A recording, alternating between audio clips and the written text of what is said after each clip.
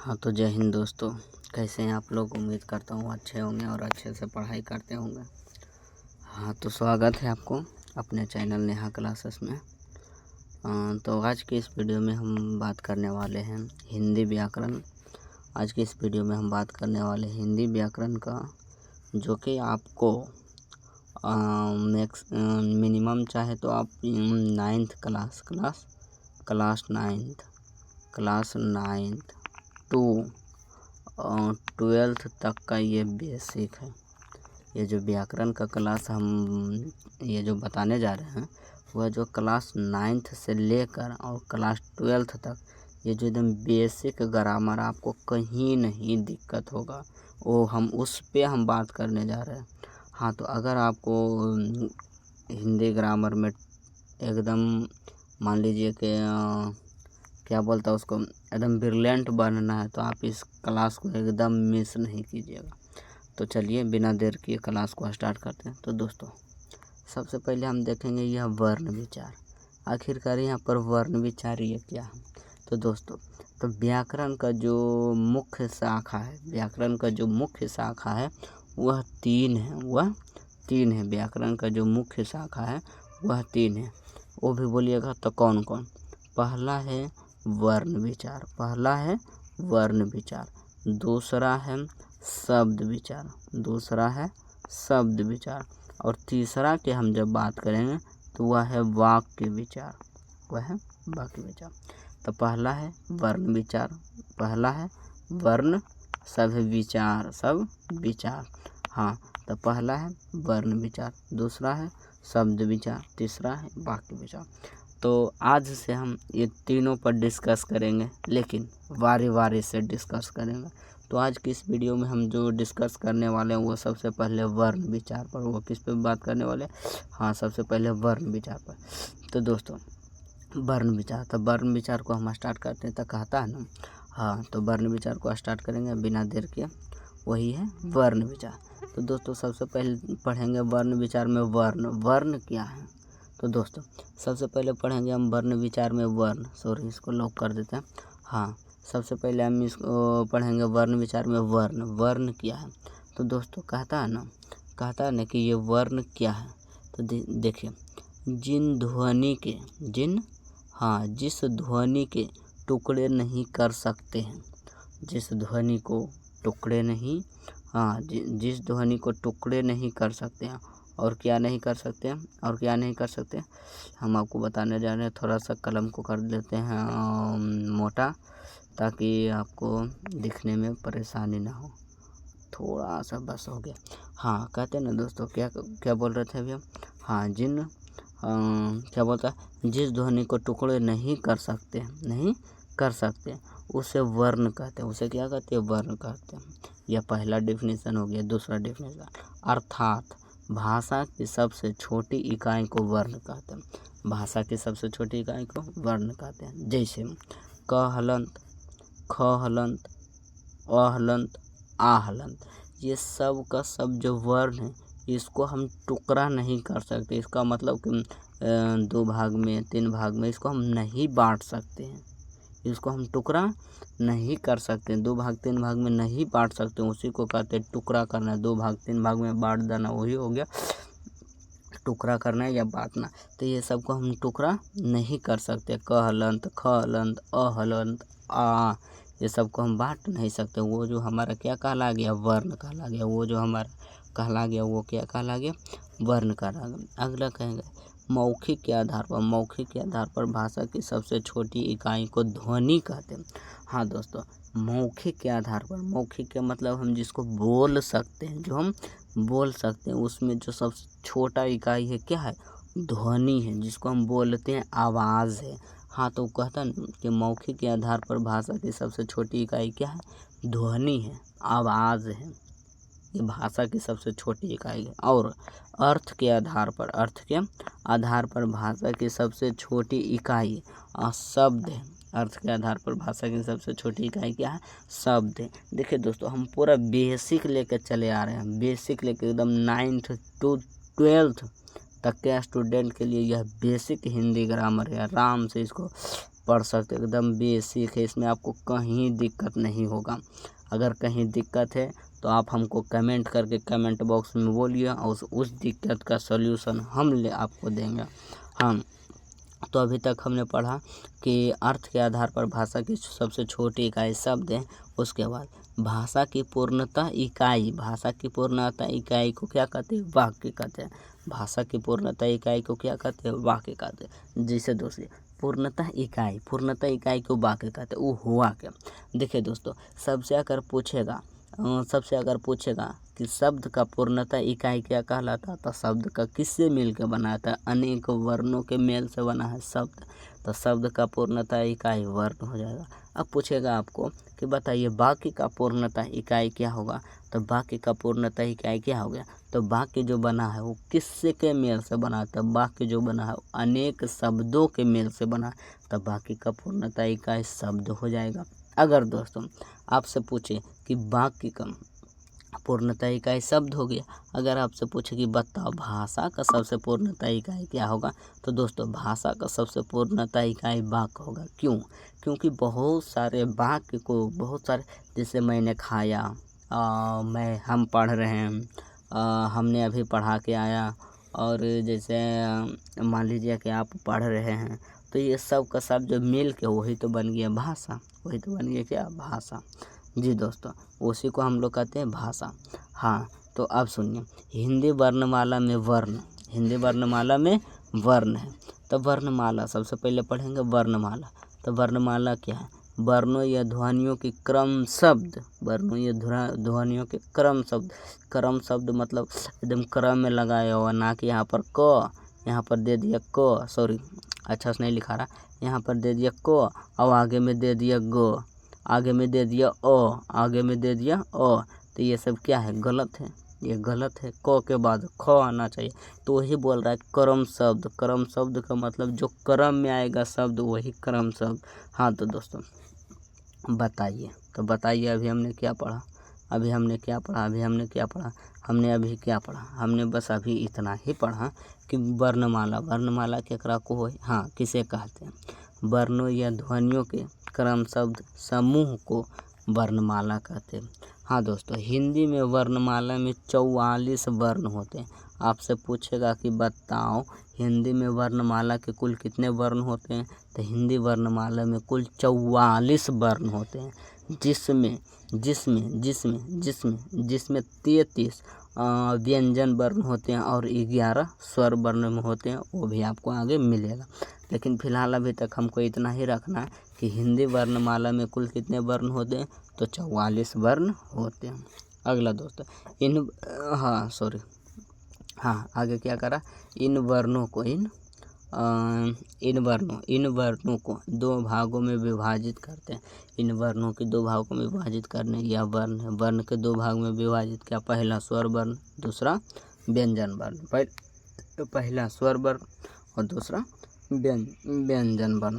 तो दोस्तों स्वर वर्ण है, तो स्वर किसे कहते हैं? इसका मतलब है कि स्वर वर्ण किसे कहते हैं? जिसकी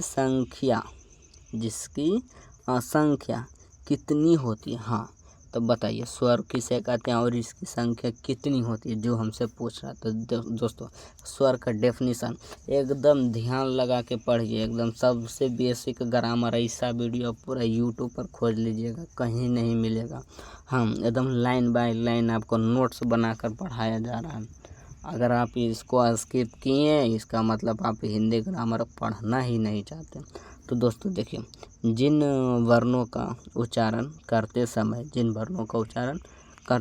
किसी अन्य ध्वनि या सहायता नहीं लेते।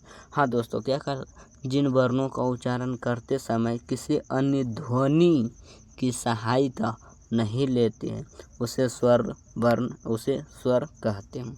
अर्थात फेफड़ों से, ये जो हो गया यहाँ तक का पहला डेफिनेशन। और दूसरा डेफिनेशन क्या करा? अलग कलर में बताएंगे। अर्थात फेफड़ों से निकलने वाली हवा बिना किसी बाधा या रुकावट से सीधी मुंह के द्वारा बाहर निकलती है उसे स्वर वर्ण कहते हैं। ये दोस्तों स्वर वर्ण का दो डेफिनेशन हो गया। ये जो आपको बताया गया है यह जो है स्वर वर्ण का दो डेफिनेशन। अगला क्या कहता है, स्वर की संख्या 11 होती है। स्वर की संख्या कितनी होती है, 11 होती है। जी हाँ दोस्तों, स्वरों की संख्या भी मैंने इससे पहले भी बताया कि स्वरों की संख्या 11 होती है और व्यंजनों की संख्या 33 होती है। तब स्वर और व्यंजन दोनों मिला के अगर पूरे बोले कि बताओ वर्णों की संख्या कितना होती है, तब वर्णों की संख्या 44 होती है। हाँ तो दोस्तों देखिए क्या करा। तो दोस्तों अभी क्या करा, एक सेकंड कलम नहीं चल रहा। हाँ तो दोस्तों क्या करा ना कि बताओ, हाँ स्वरों की संख्या, तो स्वरों की संख्या 11 होती है। कौन कौन, अ, आ का आकारा, हर्षई, दीर्घोई, हर्षऊ, दीर्घऊ, री, ए, ऐ, ओ, औ। जी हाँ दोस्तों, इसको आपको गिनती कर सकते 1 2 3 4 5 6 7 8 9 10 11। यह जो है टोटल 11 है। टोटल कितनी है, 11 है। तो जी हाँ दोस्तों, यही जो हमारा हो गया, यही हमारा क्या चीज़ है, स्वर वर्ण है। यह जो टोटल 11 आपको दिख रहा है, ये सब का सब क्या है, स्वर वर्ण है। जी हाँ दोस्तों, यह सब का सब स्वर वर्ण है। तो स्वरों का विभाजन, अब पढ़ेंगे स्वरों का विभाजन। तो स्वरों का विभाजन, तो दोस्तों देखिए, मात्रा और काल। काल मतलब वो काल नहीं कि जो चलता आ रहा है मोटरसाइकिल से गिर गया और बोल रहा है कि कलवा घेर ले हलो रही, नहीं, वो वाला काल की बात नहीं कर रहे हम। काल का मतलब यहाँ पर समय की बात हो रहा। हाँ तो मात्रा और काल, काल बोले तो समय के आधार पर, समय के आधार पर स्वरों के 2 भेद होते हैं। स्वरों के भेद कितने होते हैं, 2 होते हैं। हाँ दोस्तों, पहला हास्य स्वर, दूसरा दीर्घ स्वर। हास्य स्वर का दूसरा नाम लघु स्वर, हास्य स्वर का दूसरा नाम लघु स्वर। दूसरा दीर्घ स्वर, दीर्घ स्वर का दूसरा नाम गुरु स्वर, दीर्घ स्वर का दूसरा नाम गुरु स्वर। जी हाँ दोस्तों, एकदम नोट्स बनाते जाइएगा अपना कॉपी में, समझते जाइएगा, कभी भी आप इसको पढ़ सकते हैं एकदम, कहीं कोई दिक्कत नहीं। जी हाँ दोस्तों, अब इधर है। तब पढ़ेंगे पहले हास्य स्वर। हास्य स्वर किसको कहते हैं, जिन स्वरों का उच्चारण करते समय, जिन स्वरों का उच्चारण करते समय बोलन में समय, जी हाँ दोस्तों, यहाँ पर बोलन ना होकर बोलने हो जाएगा। इसको सही कर देते हैं, एक सेकंड आप रुक जाइए। यहाँ पर बोलने होगा, क्या होगा, हाँ बोलने होगा। तब बोलने हो गया आपका। हाँ तो यहाँ पर बोलन नहीं होकर बोलने होगा, तो हो गया। हाँ, जिन स्वरों का उच्चारण करते समय बोलने में समय कम लगता है उसे हास्य स्वर या लघु स्वर कहते हैं। जिन स्वरों का उच्चारण करते समय बोलने में समय कम लगता हो उसे हास्य स्वर या लघु स्वर कहते हैं। तो आइए दोस्तों देखेंगे कौन कौन सा ऐसा स्वर वर्ण है जिसको बोलने में समय कम लगता है। तो दोस्तों अगला पढ़ेंगे दीर्घ स्वर। क्या, दीर्घ स्वर, यह गुरु स्वर। तो जिन स्वरों का उच्चारण करते समय बोलने में अधिक समय लगता उसे गुरु स्वर या दीर्घ स्वर कहते हैं। जैसे इसकी संख्या 7 होती है।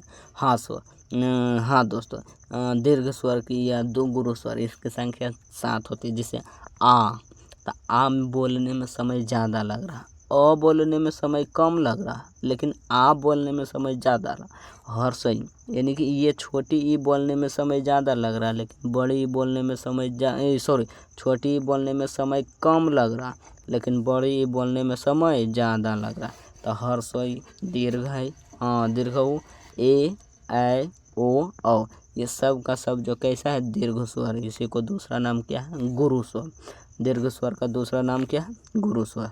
हाँ दोस्तों, अगला क्या, रचना एवं उत्पत्ति के आधार पर, रचना एवं उत्पत्ति के आधार पर स्वरों के 2 भेद होते हैं। रचना एवं उत्पत्ति के आधार पर स्वरों के कितने भेद होते हैं, 2 भेद होते हैं। वो कौन कौन, पहला है मूल स्वर, दूसरा है संधि स्वर। पहला है मूल स्वर, दूसरा है संधि स्वर। हाँ दोस्तों, तो पहले पढ़ेंगे मूल स्वर क्या। तो जिन स्वरों की उत्पत्ति किसी अन्य स्वर से नहीं होती है, जिन स्वरों की उत्पत्ति किसी अन्य स्वर से नहीं होती है उसे मूल स्वर कहते हैं। इसकी संख्या 4 होती है। इसकी संख्या कितनी होती है, 4 होती है। जी हाँ दोस्तों, हाँ क्या बोल रहा कि जिन स्वरों का उत्पत्ति किसी अन्य स्वर से नहीं होती है इसकी मूल स्वर कहते हैं, इसे मूल स्वर कहते हैं। इसकी संख्या 4 होती है, इसकी संख्या 4 होती है। कौन कौन? आ, ई, उ, री। आ, ई, उ और री, ये सब का सब कैसा स्वर है? मूल स्वर है। अगला दोस्तों पढ़ेंगे हम लोग संधि स्वर।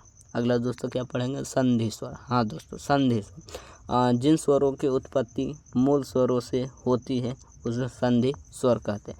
जिन स्वरों की उत्पत्ति मूल स्वर से होती है उसे कौन सा स्वर कहते हैं? संधि स्वर कहते हैं। हाँ दोस्तों, तो संधि स्वर 2 प्रकार के होते हैं। संधि स्वर 2 प्रकार के होते हैं। कौन कौन?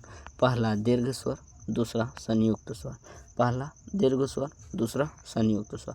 हाँ दोस्तों, दीर्घ स्वर का कुछ एग्जाम्पल दिया हुआ है। अभी हम लोग पढ़े दीर्घ स्वर आ, यह सब कैसा? दीर्घ स्वर। दीर्घई, दीर्घ स्वर। दीर्घऊ, सबका सब दीर्घ स्वर।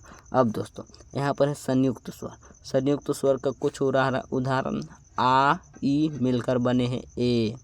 आ और ई मिलकर बने हैं ए। आ और ई मिलकर बने हैं ए। अगला आ और ए मिलकर बन गए हैं ए, बड़ी ए। हाँ दोस्तों, ए। हाँ, तो आ और ए मिलकर बन गए हैं ए। आ और ओ बन गए हैं ओ। क्या? ओ। हाँ दोस्तों, आ और ओ बन के मिल गए हैं क्या? आओ। ये सब का सब किसका उदाहरण है? तो संयुक्त स्वर का उदाहरण है।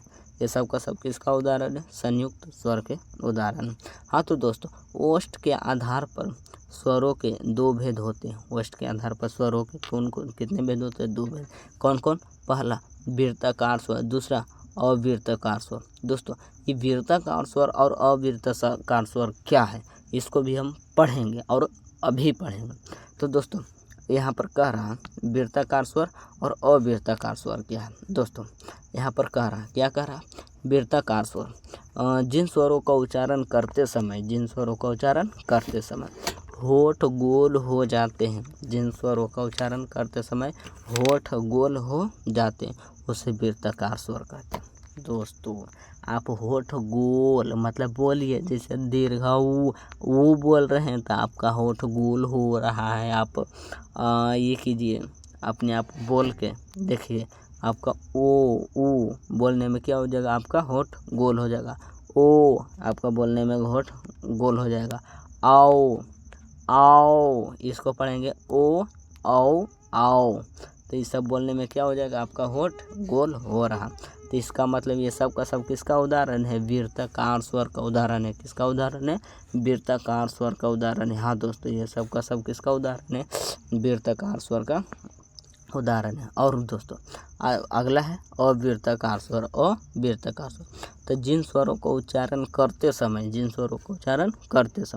होठ गोल नहीं होते, उसे अवृत्ताकार स्वर कहते हैं। जिन स्वरों को उच्चारण करते समय होठ गोल नहीं हुआ उसी को क्या कहते हैं? अवृत्ताकार स्वर कहते हैं। जैसे में इसका एग्जाम्पल है आ, इसका एग्जाम्पल है अ, अगला एग्जाम्पल है आ, ई, री, ए, आई।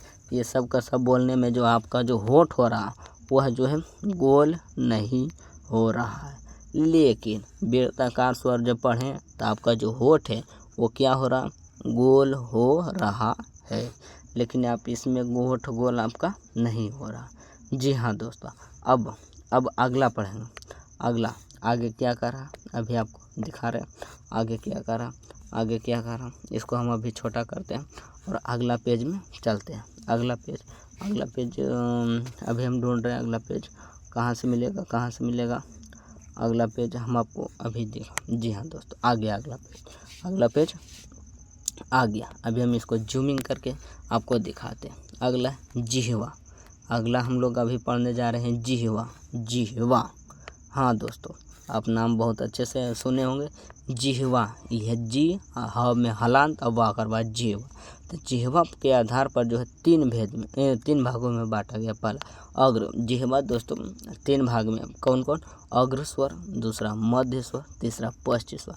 अग्र स्वर मतलब जिह्वा के आगे वाला भाग से जो बोला जा रहा, जैसे इस प्रकार के जिह्वा मान लीजिए ये आपका जीव है, ये आपका मान लीजिए ये आपका जीव है। तो इसको मान लीजिए अग्र स्वर, यहाँ पर मान लीजिए आगे, यहाँ पर पश्च, इसको मान लीजिए मध्य, जिसे आपको रंगीन कर रहे हैं, जिसे भाई ये इसको मान लीजिए अग्र, इसको मान लिए अग्र, इसको मान लिए मध्य, और लाल वाला को मान लीजिए पश्च, लाल वाला को मान लीजिए पश्च। तो जो अग्र जो इससे बोला जा रहा है उसी को कहते हैं अग्र स्वर, और जो इसके माध्यम से बोला जा रहा है उसी को कहते हैं मध्य स्वर, और जो इसके मध्य से बोला जा रहा है उसी को कहते हैं पश्च स्वर। जी हाँ दोस्तों, समझ गए, उम्मीद करता हूँ समझ गए होंगे। तो दोस्तों हाँ, तो क्या अग्र स्वर किसको कहते हैं? तो जिन स्वरों का उच्चारण करते समय जिह्वा का अगला भाग सक्रिय रहता मतलब एक्टिव रहता, सक्रिय रहता, उसे अग्र स्वर कहते हैं। जैसे ई, हर्षई, दीर्घई, ए, ऐ, री, ये सब का सब बोलने में क्या जिह्वा का अगला भाग क्या रहता? सक्रिय रहता। जी हाँ दोस्तों, अगला पढ़ेंगे मध्य स्वर। अगला क्या पढ़ेंगे? मध्य स्वर। तो मध्य स्वर किसको कहते हैं? तो दोस्तों जिन स्वरों का उच्चारण करते समय जिह्वा का मध्य भाग, इसमें अग्र भाग, इसमें मध्य भाग सक्रिय रहता, सक्रिय मतलब एक्टिव रहता, उसे मध्य स्वर कहते हैं। जैसे में अ बोलने में जिह्वा का मध्य भाग क्या रहता? सक्रिय रहता। जी हाँ दोस्तों, अ बोलने में जिह्वा का मध्य भाग सक्रिय रहता। अगला पढ़ेंगे पश्च स्वर। अगला हम लोग पढ़ने वाले हैं पश्च स्वर। अगला हम लोग क्या पढ़ने वाले हैं? पश्च स्वर।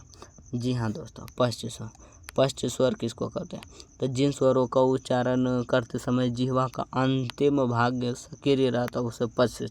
जी हाँ दोस्तों, अग्र भाग में जिह्वा का अगला भाग, मध्य भाग में जिह्वा का बीच वाला भाग, और पश्च स्वर में जिह्वा का अंतिम वाला भाग क्या रहता? सक्रिय रहता। जैसे में आ बोलिए में जिह्वा का पश्च भाग सक्रिय रहता। अ बोलिए जिह्वा का पश्च भाग सक्रिय। ऊ बोलिए औ बोलिए, ये सब क्या होता है? जिह्वा का पश्च भाग क्या रहता? सक्रिय रहता। जी हाँ दोस्तों, अगला पढ़ेंगे कौवे की स्थिति। कौवे की स्थिति के आधार पर जी हाँ दोस्तों, कौवे की स्थिति के आधार पर स्वरों के भेद दो होते हैं। जी हाँ दोस्तों, कौवे की स्थिति के आधार पर स्वरों के कितने भेद होते हैं? दो भेद होते हैं। पहला निर्नुनासिक स्वर, दूसरा अनुनासिक स्वर। पहले समझेंगे नासिक। जी हाँ दोस्तों, नासिक का मतलब क्या होता है?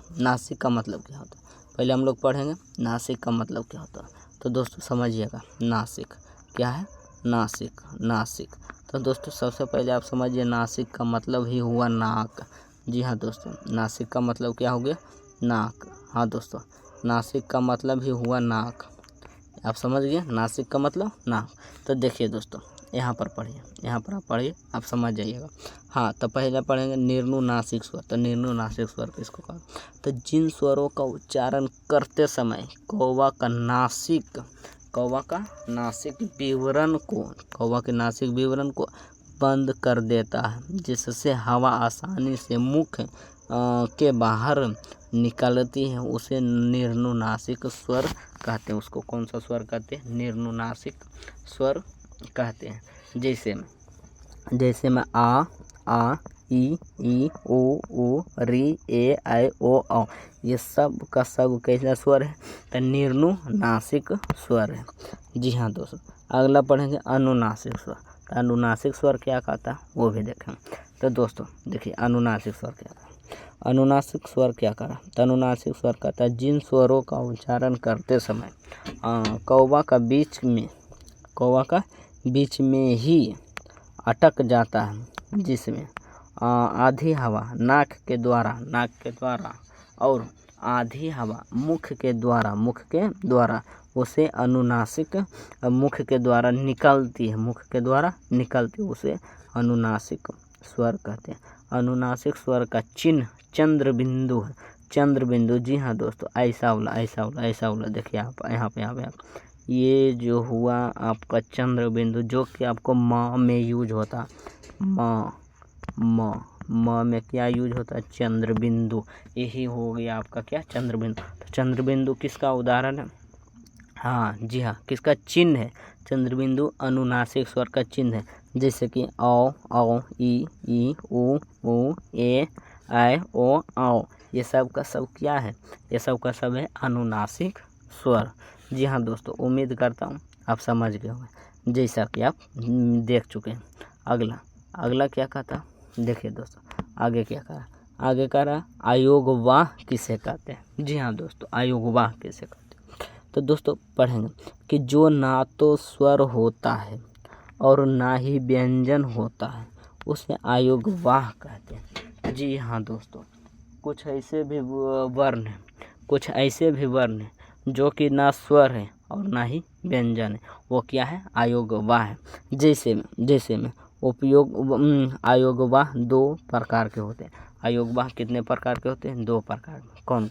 पहला है अनुस्वार, जैसे आकर आ में जो 11वें नंबर पे आता है। कितने नंबर पे?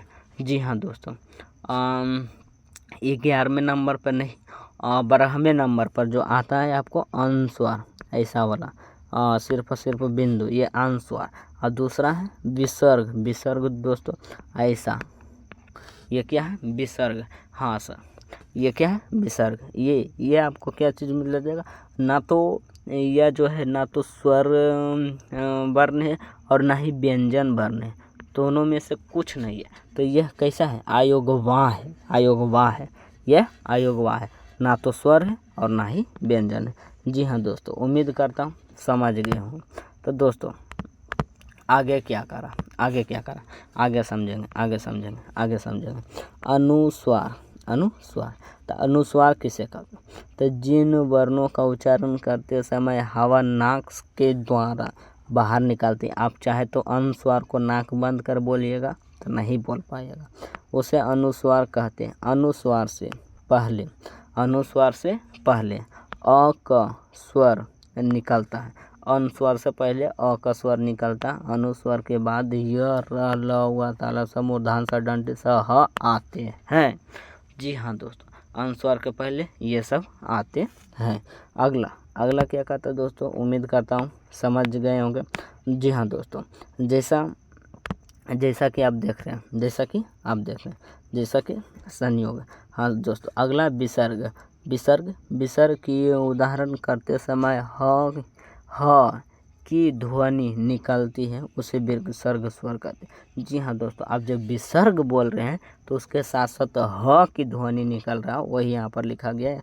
यहाँ पर कुछ कट गया, लेकिन आपको जो मोस्ट है यहाँ पर है, और कुछ कटा नहीं है। बस क्या बोल रहा है? विसर्ग का उच्चारण करते समय ह की ध्वनि निकलती है, उसे विसर्ग कहते हैं। जी हाँ दोस्तों, आप यहाँ तक समझ ही गए होंगे। उम्मीद करता हूँ बहुत अच्छे से समझ रहे होंगे।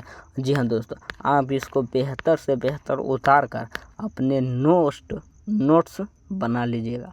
तो दोस्तों आज तक रखते हैं इतना ही। अगला में आपको क्या करेंगे? अगला वीडियो में आपको पढ़ना है क्या? उच्चारण स्थान। क्या चीज़ दोस्तों? पढ़ना है उच्चारण।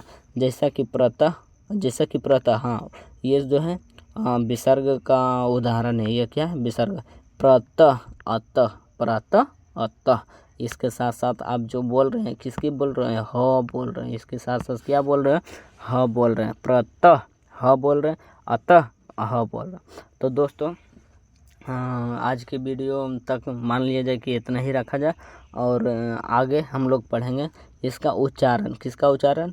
स्वर वर्ण का उच्चारण। आज आगे हम लोग पढ़ेंगे स्वर वर्ण का उच्चारण स्थान। जी हाँ दोस्तों, अगला वीडियो में हम लोग पढ़ेंगे स्वर वर्ण का उच्चारण स्थान। अगर आप इस वीडियो से कुछ सीखे हैं, अगर आप इस वीडियो से आपके कुछ लाभ हुई, तो आप कमेंट बॉक्स में आप ज़रूर टाइप कीजिएगा कि हमने इस वीडियो से क्या सीखा। और हमने इस वीडियो में अगर कुछ गलत भी बताए होंगे तो आप उसको टाइप कीजिएगा, कि हमने कमेंट कीजिएगा कि क्या गलत बताया है, तो हम आपको सुधार ज़रूर करेंगे। जी हाँ दोस्तों, अगर इस वीडियो को आपको अगर पसंद आया हुआ तो लाइक कर दीजिएगा। अगर आपको पूरा का पूरा समझ में आ गया तभी आप सब्सक्राइब कर दीजिएगा, ताकि आपको ऐसा वीडियो मिलता रहेगा। अगर आप नहीं सब्सक्राइब कीजिएगा तो आपका मोबाइल पे नोटिफिकेशन नहीं जाएगा, ऐसा वीडियो हम छोड़ता रहेंगे और आपका मोबाइल पे नोटिफिकेशन नहीं जाएगा। अगर आप सब्सक्राइब इसको कर देते हैं तो आपके वीडियो पर खट से टन से नोटिफिकेशन चला जाएगा कि हिंदी व्याकरण का अगला क्लास वाला वीडियो आ चुका है।